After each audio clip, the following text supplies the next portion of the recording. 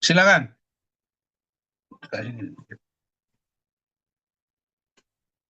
Silakan teman-teman. Iya, oke. Bang, gimana nih Bang? Kemarin baru saja Laura Mezani diperiksa di Polres Jaksel, Bang. Seperti apa?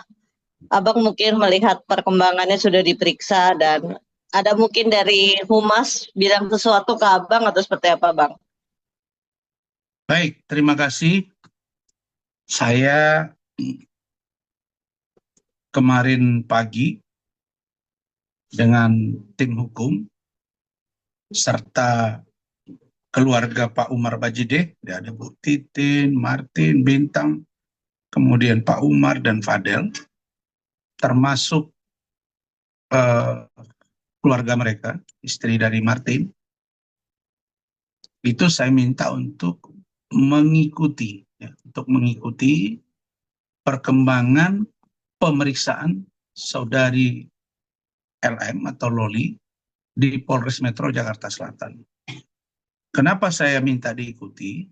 Karena saya sudah menyatakan kepada mereka bahwa bahwa hasil pemeriksaan terhadap Loli yang sekarang sudah naik tahap penyidikan itu amat sangat penting. Guna ke depan saya mengambil langkah hukum bersama tim yang dalam hal ini tentu melakukan pembelaan terhadap saudara Fadel Al-Fajar Bajide. Nah, jadi pemeriksaan itu kemarin betul-betul kita amati. Saya amati, saya lihat, saya ikuti.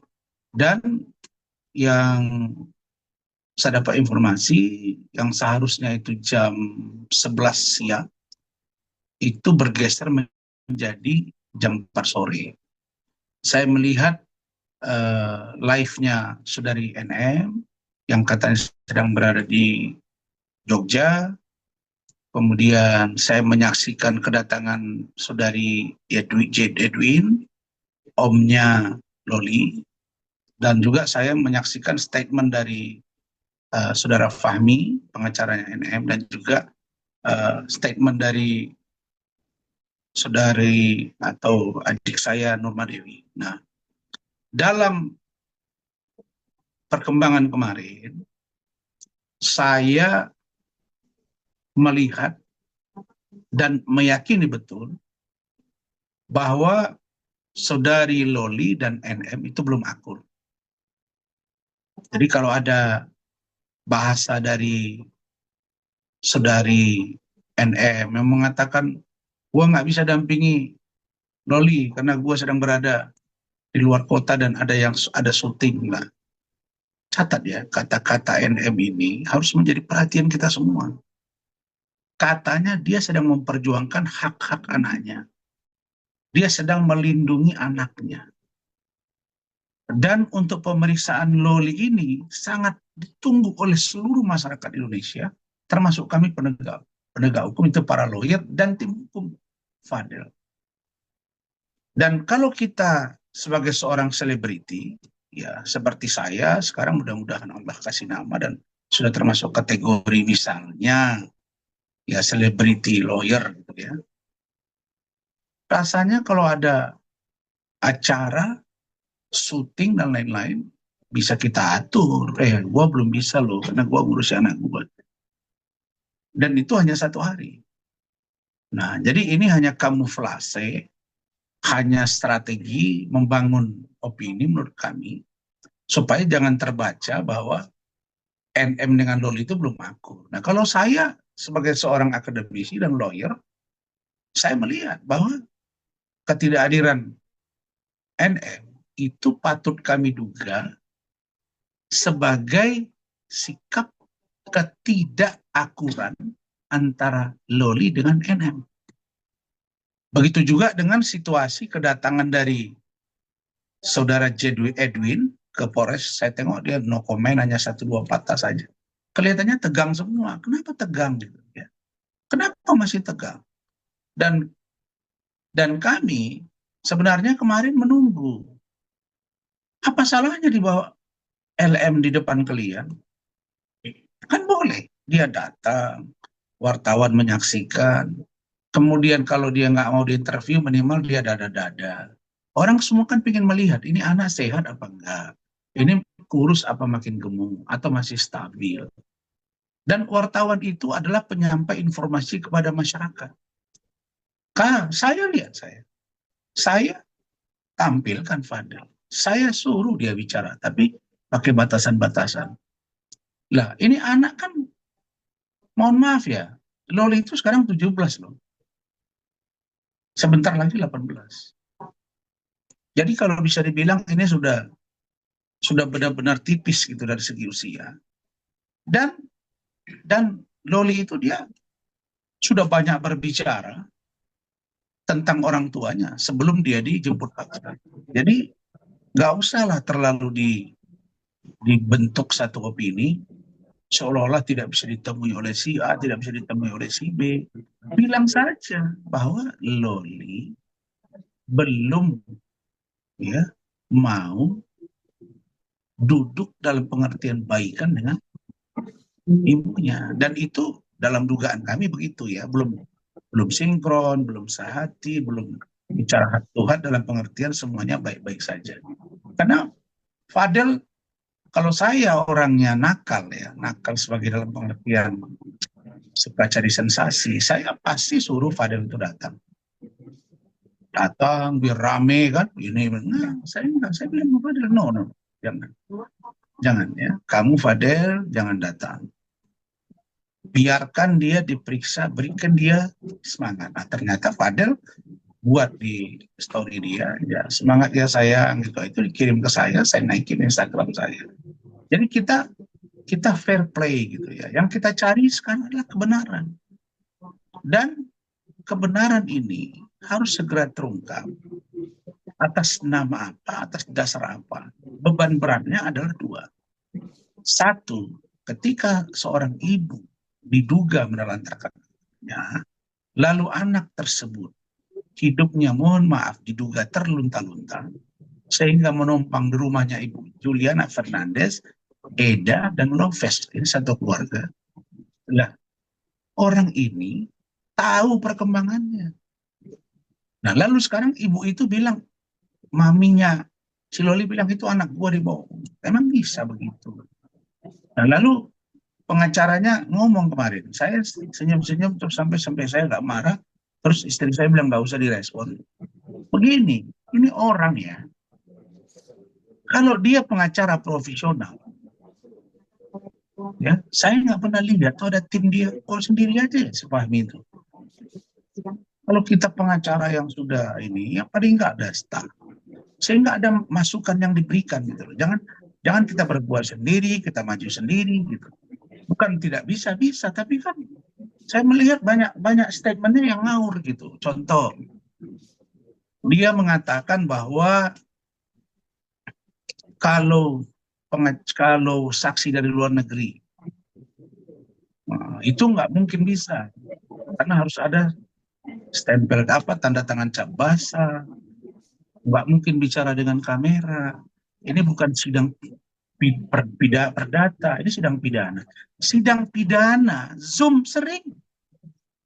Keluar negeri ya, kalau rangkaian peristiwa hukumnya ada di sana, ya diperiksa. Kasusnya Jessica, pidana. Pak Kapolda Metro pada waktu itu, Pak Tito kalau saya nggak salah, dengan Krisnamurti dan Krim berangkat. Dan kita bisa mendatangkan, dan bisa juga tidak didatangkan. Sekarang kan zaman teknologi canggih. Nah, kalau memang bisa Zoom seperti kamu dengan saya. Kita sekarang nih, saya di kamera, kamu di kamera. Apakah yang saya katakan ini tidak berkekuatan hukum? Apakah yang saya katakan ini sebuah kebenaran atau rekayasa? Kan tetap harus ada pertanggungjawabannya juga. Lah, kalau kami itu sudah datang ke penyidik, sudah buat surat, itu sudah dilampirin. Data pribadi Ibu Juliana Fernandez ini, ya, ID card, Emma, Eda juga, Lopez juga, dan kita koordinasi. Dan penyidik sudah mengatakan oke, akan diperiksa. Anda harus diceritakan dari awal. Gitu. Bagaimana seorang Loli berangkat ke UK, sampai di UK 3 bulan, katanya ya, kemudian tidak dikirim belanja oleh maminya, kemudian dia berhenti sekolah, kemudian dia terlunta-lunta, berpacaran dengan inisial A, kemudian dia curhat kepada Eda, kemudian Eda dan keluarganya menerima dia. Diperlakukan dengan baik, dimasukkan lagi sekolah. Jadi nggak usah dibilang itu sekolah nomor 1 terbaik, enggak. Menurut Ibu Juliana ke saya, sekolah tempat Loli itu adalah Taunton. Sekitar 45 menit. Lebih dari 45 menit ke sana. Jadi kalau dibilang berkelas, tidak berkelas, bukan itu sebetulnya materinya. Sekarang anak itu sekolah tidak dibiayai. Alasannya apa?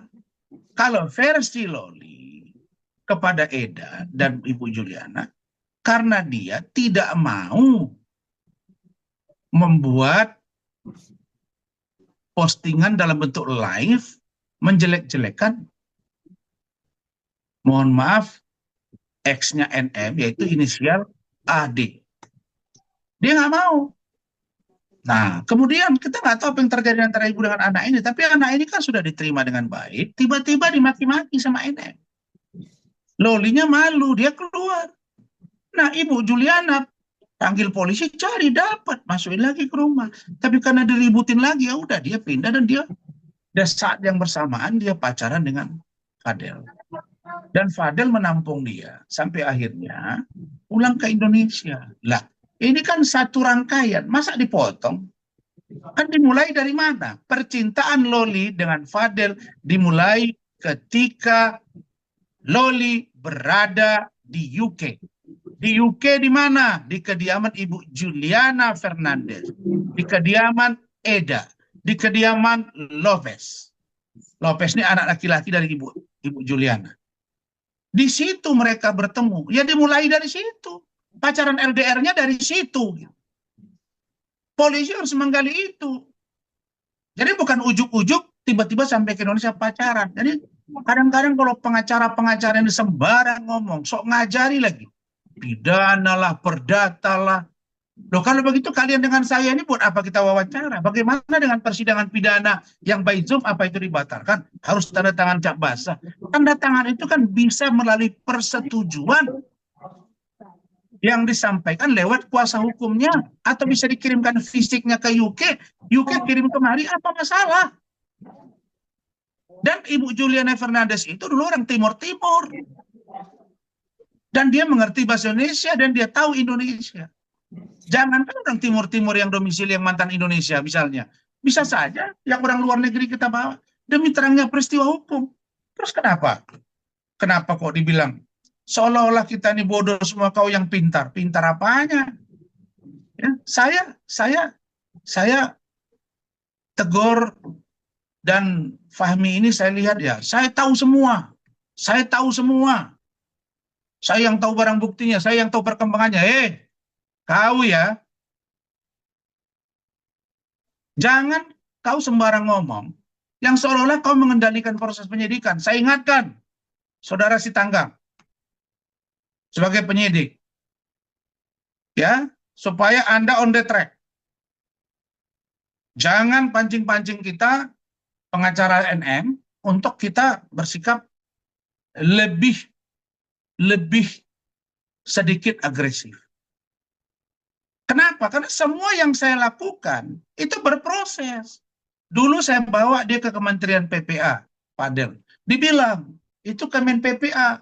Apa kepanjangan Kementerian PPA? Pemberdayaan Perempuan Anak. Sekarang pertanyaannya, Fadel itu laki-laki apa perempuan? Laki-laki, apa urusannya? Nah ini orang apa gitu. Kalau kita nggak tahu, nggak mungkin kita bawa dan kita diterima. Dan saksi itu sudah diperiksa dari Kementerian PPA. Terus apa masalah? Harusnya dia malu gitu loh. Oh ya ternyata ini ya datang gitu. Ternyata diperiksa loh. Ada suratnya, ada jawabannya. Begitu juga dengan yang di UK. Kita sudah ajukan, sudah diterima. Dan sudah diagendakan. Memang pertanyaan kalian dikit, saya jawab banyak. Biar langsung terjawab semua. Dan pemeriksaan Ibu Juliana Fernandez. Ya. Kemudian pemeriksaan Eda. Kemudian pemeriksaan Lopez. Itu sudah kita agendakan. Sudah kita agendakan untuk nanti memberikan keterangan sesuai dengan surat kami kepada penyidik gitu. Nah, suratnya itu sudah kami sampaikan untuk dilakukan pemeriksaan. Pemeriksaan itu kami agendakan menjadi hari apa ya kemarin ya? Sebentar, ya.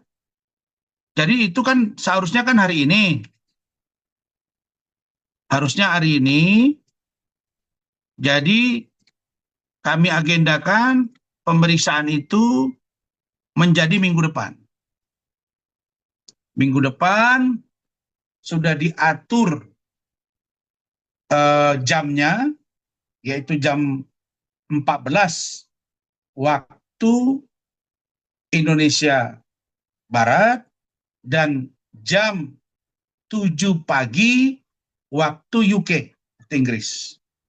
Nanti tiga-tiga akan diperiksa dan dilakukan melalui Zoom. Dan saya akan datang. Nanti kita pandu bareng-bareng, ditanya di sana, tanggung jawab, ya dia akan jelaskan semuanya. Yang dia tahu, yang dia pahami. Kan nggak bisa terpotong. Sekarang akar masalahnya ini di mana sih? Kan nggak mungkin ujuk-ujuk orang ini pacaran terus dibilang-bilang hamil, dibilang-bilang aborsi. Loh, kan dia LDR dulu, begini, kan dilihat dulu.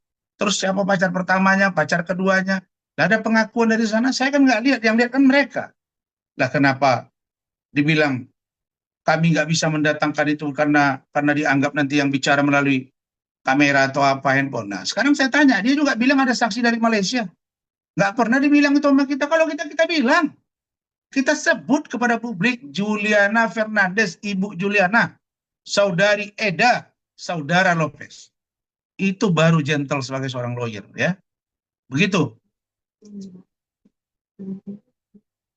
Bang, jadi itu tepatnya kapan, Bang? Minggu depannya itu hari dan Minggu depan yang saya agendakan itu di antara hari Senin sampai Kamis. Nanti saya kabari kalian. oke, Saya tapi pasti info. berarti nggak ada kendala ya, Bang? Maksudnya mau by Zoom, by apapun itu. Sudah disepakati dan saya sudah WA Pak Kapolres, saya sudah WA Kasareskrim, saya sudah WA Kasih Humas dan sudah dijawab oleh Kasih Humas, siap Bang. Artinya saya sudah sampaikan ini surat kuasa dari Ibu JF. Kemudian kan nanti ketemu, benar nggak Anda memberikan kuasa kepada Pak Rasman? Kan dia bisa bahasa Indonesia juga, benar. Terus kalau dia memang bisa by Zoom begini, kenapa masih harus berangkat ke Amerika, Inggris sana? Rapat presiden aja dengan para menteri dilakukan kemarin waktu Pak Prabowo ada di luar negeri, dia rapat dengan kabinet, apa putusan kabinet itu dianggap tidak sah? Jangan aneh-aneh lah gitu kan. Jadi maksud saya, nah ini masalah jam terbang dalam pengertian bagaimana cara penanganan perkara gitu kan. Mungkin kalian sudah tahu lah. Dulu kan ini saksi utama, saksi pamat penting. Si NM bilang, ini segera pakai baju oranye, tidurmu enak-enak dulu, nanti makan masuk. Satu pun nggak ada yang terbukti kata-kata mereka. Ya perkara nanti akan ada proses hukum lain, kita lihat aja perkembangannya. Tapi jangan coba-coba ya, ini saya baru nih senggol sedikit si Tanggang penyidik ya. Saya minta si Tanggang, Anda kalau saya WA balas, bro. Karena klien saya terlapor, saya harus tahu juga informasi dan saya surati. Janganlah semua kasih humas. Anda boleh ngomong, saya tetap konfirmasi. Walaupun saya WA Pak Kapolres, saya WA Pak Kasareskrim, saya WA si Tanggang, saya tetap juga koordinasi dengan Ibu Kasih. Nah kadang-kadang kita kan belum dijawab Ibu Kasih humas, ya kita perlu juga. Kadang-kadang adik saya Nurma kan sibuk, ya jawab dong kita. Dan jangan digambarkan di luar seolah-olah dia tahu semua perkembangan, saya saksi ini hasil penyidikan, tidak boleh. Penyidik kalau membocorkan hasil penyelidikan dan atau penyidikan kepada terlapor, itu nggak benar. Nggak benar. Ya, kita melapor, kayak saya laporkan Nikita Mirzani, Pak Umar laporkan. Kita hanya cek bagaimana kesaksian saya, Dinda, bagaimana saksi yang dari pihak saya, bagaimana dengan gelar perkara, bagaimana dengan ahli dan lain-lain. Bukan kita sok tahu semua, masa? Apa harus dibocorkan ya pemeriksaan dari eh, Fadel? Apa harus dibocorkan pemeriksaan dari Kemen PPA kepada penyidiknya? Apa kepada pelapornya?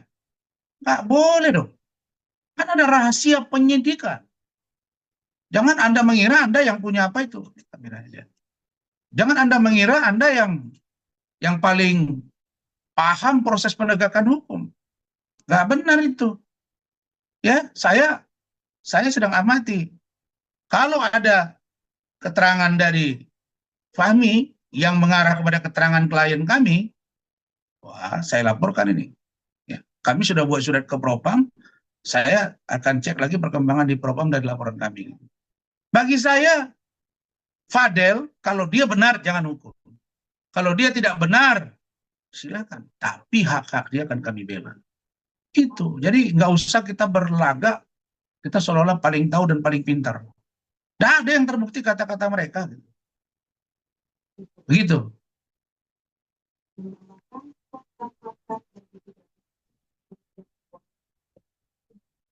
Ya, silakan.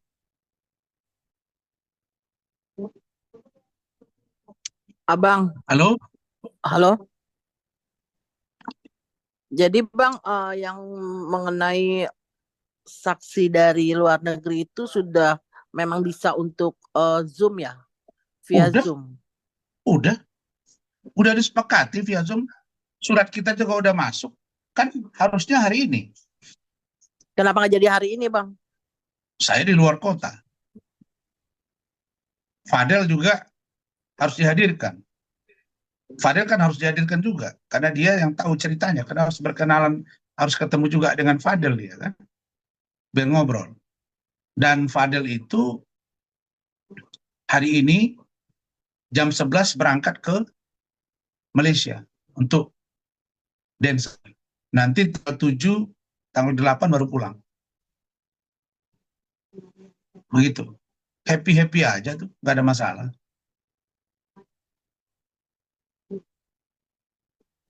Minggu depannya itu tanggal berapa Bang?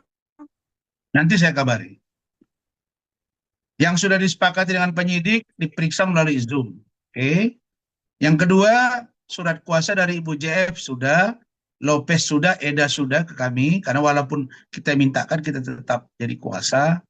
Nah, kenapa? Karena akan ada pembicaraan nanti melalui Zoom itu kan. Dia nampak face to face, data semua. Kita sinkronisasi. Jadi via Zoom, surat kuasa sudah, surat juga sudah kami berikan. Surat kemarin sudah diantarkan oleh tim saya dan sudah ada tanda terimanya. Nggak ada masalah. Nah, baru kemudian nanti saya geser lagi setelah itu berikutnya akan setelah sidang saya dengan Iklim Hakim kaitan dengan Hotman, nah setelah itu baru Pak Umar Bajide akan menghadirkan saksi laporan dia terhadap saudari Nikita Mirzani. Begitu. Bang, Itu boleh sudah confirm, sudah disetujui dan memang harus disetujui. Kenapa nggak disetujui? Kan berdasar. Bang, boleh soal yang tanggal 12 nggak Bang? Apa itu? Kan katanya ada sidang dari kasus Abang versus Bang Hotman itu loh Bang.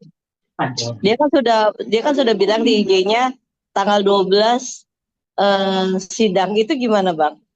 Yang benar. Heeh. Kan saya sudah bilang tadi, tanggal 12, Iya, iya. Persiapan tanggal apa 12 gitu? Desember 2024 itu sudah diagendakan jam 13. Materi dakwaannya ini sudah kami terima sebanyak 37 halaman dan ringan sekali. Persiapan Abang sendiri mungkin Nggak perlu ada ada nggak? persiapannya, nggak ada. Nggak perlu persiapannya, ringan, enteng.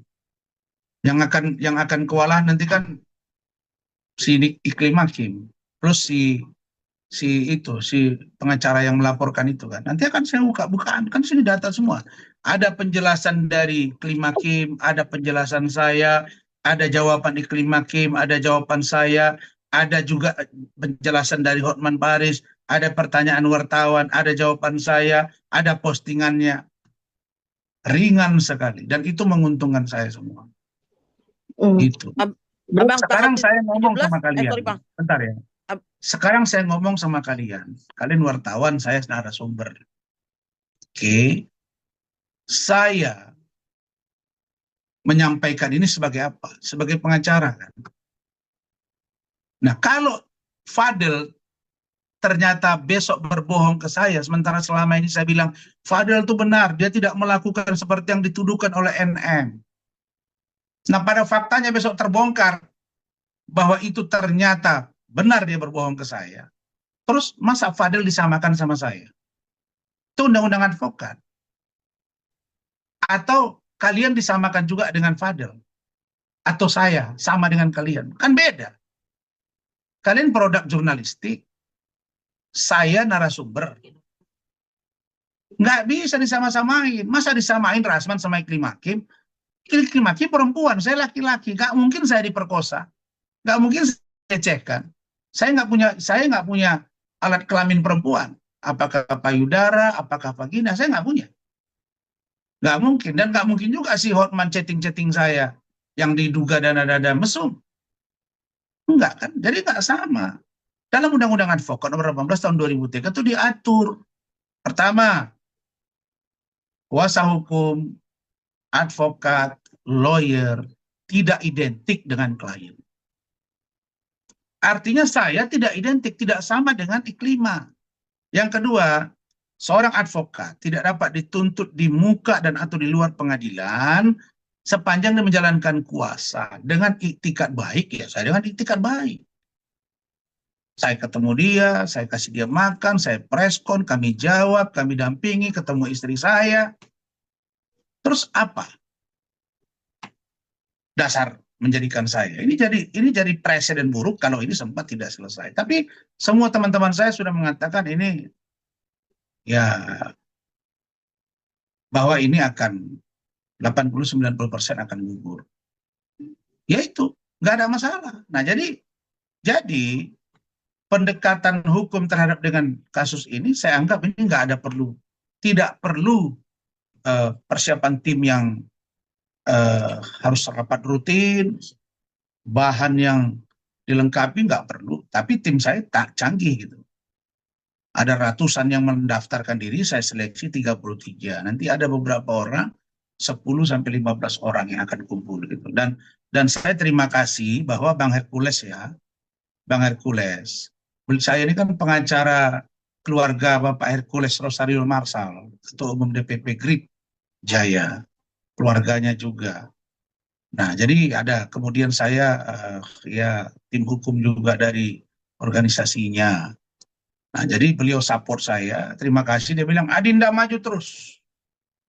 Kalau ada yang ganggu, saya siap bantu Adinda. Nah, ini kan bukti bahwa persoalan-persoalan seperti saya ini, kasus yang antara lawyer dengan klien ini nggak bisa diidentikan. Gitu. Kemudian dengan ketua umum organisasi saya juga. Ya, apakah di Ormas, apakah di organisasi advokat, itu semua support. Dan pimpinan tim kami itu juga ditunjuk dari DPN Pradi Bersatu.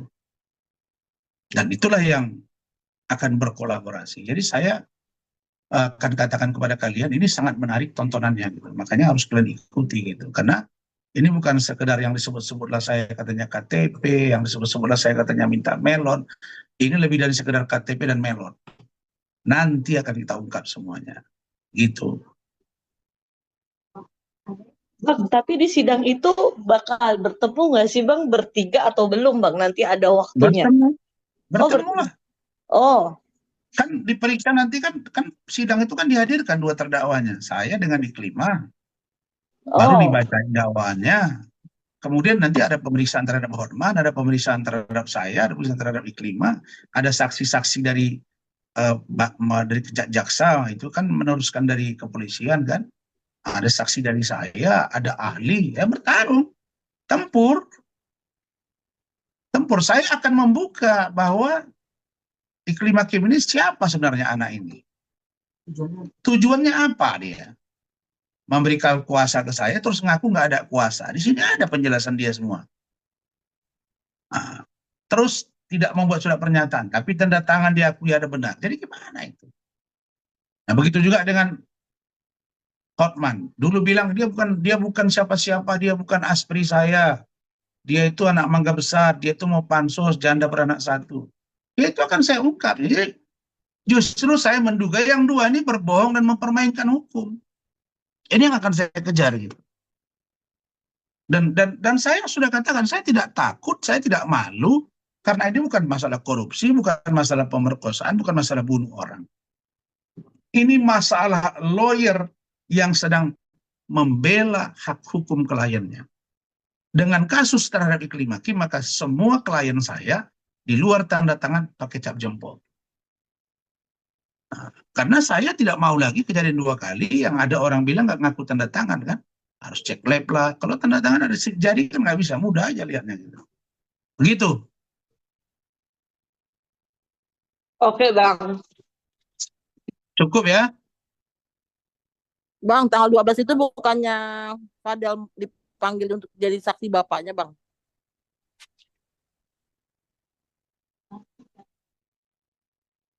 Bukan 12 kali. Karena 12 itu agendanya saya. Di Jakarta Pusat. Nggak mungkin kita geser itu kan. Yang sudah teragenda itu ya Ibu JF, kemudian Pak Umar, tapi tanggalnya, karena kan banyak agenda saya. Kamis sudah ada, Jumat sudah ada, Sabtu sudah ada, Minggu sudah ada, Senin. Itu 2 minggu ke depan sudah ada jadwal semua. Jadi nanti saya pasti info kalian. Saya pasti info. Saya tidak orangnya, berani-berani takut, takut-takut berani. Nah, saya nggak gitu saya. Berani ya berani, takut ya takut. Gitu. Nah, di kasus ini saya nggak tahu saya itu apa arti takut gitu. Dan tapi saya senantiasa mudah-mudahan Allah melindungi, menjaga saya, tetap memberikan nama dan kemuliaan rezeki kepada saya yang kelak. Itu aja. Oke? Oke, Oke, teman-teman, Bang. ada yang mau nambahin lagi? Ya, silakan. Cukup. Dari aku cukup. Oke, yang Thank you lain? ya. Nah, jadi kami terakhir closing statement saya berharap agar setelah pemeriksaan Loli, setelah pemeriksaan saksi kami dari UK, dan pemeriksaan dari Fadel, nah ini ada yang terlupa nih. Kita juga minta agar ayahnya Loli itu dihadirkan juga. Kalau NM mengatakan ayahnya orang hebat, ada di Jakarta misalnya, atau di mana, ya kita minta juga itu diperiksa. Bagaimana? Kenapa sampai Loli ini begini? Ketika ibunya diduga menelantarkan dia di UK, kenapa bapaknya diam saja? Ada apa? Nah, di sini pun sekarang nggak pernah nongol bapaknya. Kan bapaknya lebih punya hak daripada omnya. Iya kan? Nah, kami masih akan banyak, surat saya akan menyusul terus. Kita juga udah minta agar diperiksa si putranya OR, artis OR kan, berinisial S.